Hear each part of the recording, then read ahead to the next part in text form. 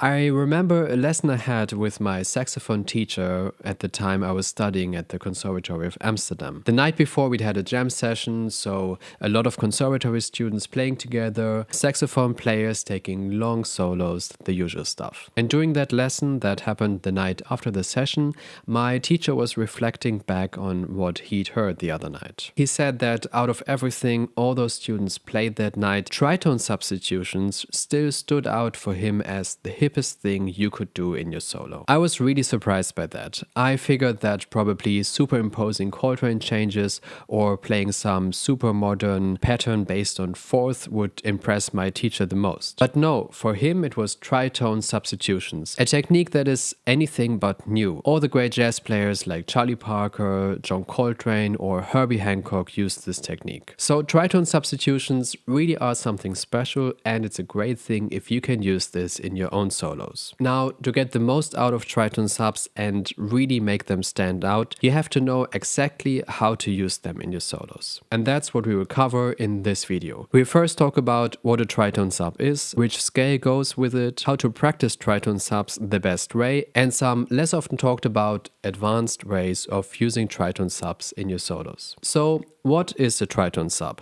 The concept of a tritone sub is actually pretty easy to understand. Let's say we have a 2-5-1 in C major. So we have D minor 7 on the second degree, G7 on the fifth degree, and C major 7 on the first degree. The classic tritone substitution is to replace G7 with a dominant chord, a tritone array. A tritone up from G is D flat, so we replace G7 with D flat 7. Notice what that does to the bass line. It goes now from D to D flat to C, so it's a chromatic movement down to the one chord. One of the main reasons you can replace G7 with its tritone sub is that the leading notes B and F stay the same. Plus, combined with this chromatic bass movement from D to D flat to C, it creates a really strong, satisfying resolution. And the greatest thing is that you can superimpose the tritone sub while the rhythm section still plays the regular chord. This works perfectly well. Before we now talk about how to practice tritone subs, let's first clarify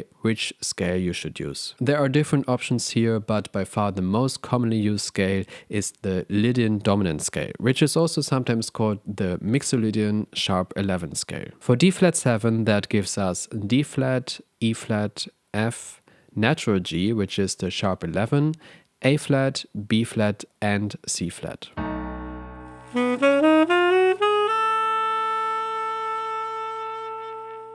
You might wonder now how you can find out yourself which notes belong to the Lydian dominant scale. Let me show you two ways for that. The easier way, in my opinion, is to start with plain Mixolydian. The Mixolydian scale is on the fifth degree of the major scale, so to find the major scale that belongs to D flat Mixolydian, we have to go down a fifth and we arrive at G flat major. That means that D flat Mixolydian has the same notes as G flat major. All we have to do now is raise the fourth note of D flat Mixolydian by a half step, and we have D flat Mixolydian sharp 11 or D flat Lydian dominant. The second way of getting to D flat Lydian dominant gets at where this scale actually comes from. Lydian dominant comes from the minor major scale, specifically its fourth degree. So this time we go down a fourth from D flat, which gives us A flat. So A flat melodic minor has the same notes as D flat Lydian dominant. By the way, you might have heard of the altered scale, which you can also use over dominant chords. The G7 altered scale would be on the seventh degree of A flat melodic minor. So the G7 altered scale has exactly the same notes as the D flat Lydian dominant scale. In other words, playing the tritone sub and using the altered scale are just two different ways of looking at the same thing. Before I show you now how to practice tritone subs, if you like this video up until here and you would like to support me, make sure to click like and maybe even leave a comment. This helps the algorithm to understand that people are interested in this video and it will show it to more people. Also make sure to subscribe to my channel so you don't miss out on more videos like this. You can now also sign up as a member of my channel for just €1 a month. This helps me dedicate more time to making videos like this, and as a member you also get a PDF for selected videos that you can use for your own practicing. This is, for example, the PDF the members will get for this video here. Alright, now let's talk about how to practice practice tritone subs. To make any jazz line sound good, you have to understand the right voice leading. In other words, here we have to understand how to get from the tritone sub to the one chord in a way that sounds good and not awkward. So let's cover this first, and then I will show you some phrases that will help you get the right voice leading into your ears and fingers. Let's start with the 3rd and the 7th of D flat 7, F and C flat. As we saw before, these are actually the same leading notes as in G7, and they also resolve to C major 7 in the same way. F resolves to E, and C flat, which is the same as B, stays B over C major 7.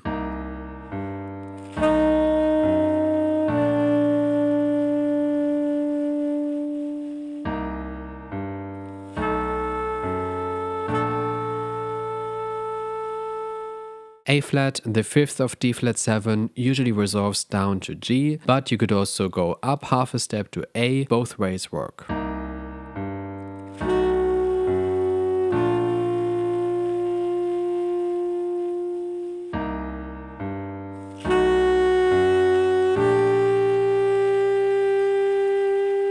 Now here's the note that a lot of players get wrong. D flat, the root of D flat 7. It's really important that you don't resolve D flat down to C. This just doesn't sound very good. Instead, resolve it up to D. Have a listen to that.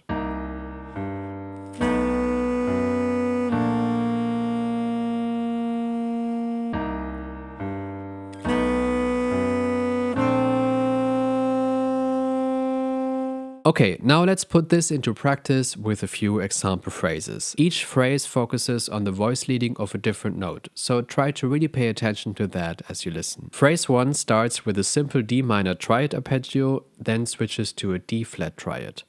Notice how we resolve from D flat up to D, which is the 9th of C major.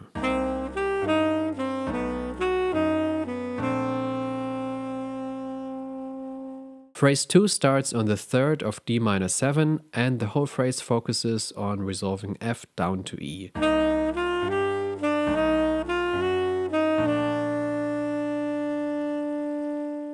Phrase 3 uses triads again. Here, A leads to A flat, which then resolves to G over C major.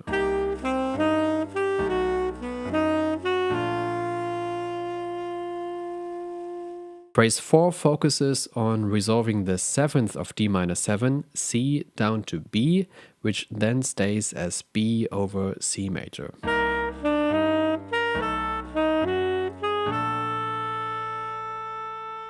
To really get a feeling for tritone subs, I would recommend that you practice these phrases in at least a few different keys. The goal isn't necessarily to use those phrases note by note in your solos, it's to get the sound of the tritone sub into your ears. To make the transposing process easier, I would encourage you to think in scale degrees rather than note names. I've written them into the examples too. Now that we know how to practice tritone subs, let me show you how to take it to the next level. Let's stay with our 2-5-1 in C major, but stretched out to 4 bars now, so we have a little more space to work with. I want to show you 3 ways of spicing this up with the tritone sub. First, we don't have to just replace the G7 with the tritone sub. We can also add the 2 of the tritone sub, which would be here A flat minor 7. To make room for that 2-5 tritone sub, we moved G7 to the first bar. So now we have D minor 7, G7, A flat minor 7, D flat 7, and then C major 7.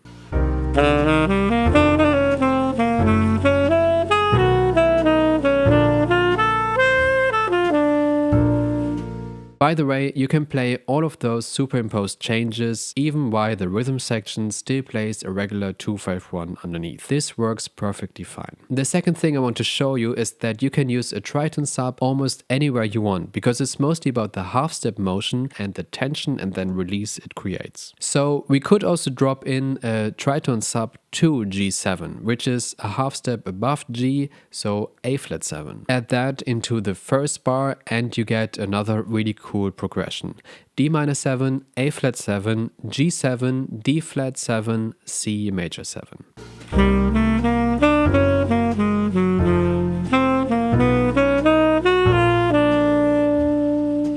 Okay, there's one more advanced way of using tritone subs I want to show you. We start with a tritone sub to D minor 7. Half a step above D is E flat, so this would be E flat 7. And then we follow this with a tritone sub 2/5 into C major that we used before. That gives us E flat 7, D minor, A flat minor 7, D flat 7, and C major 7.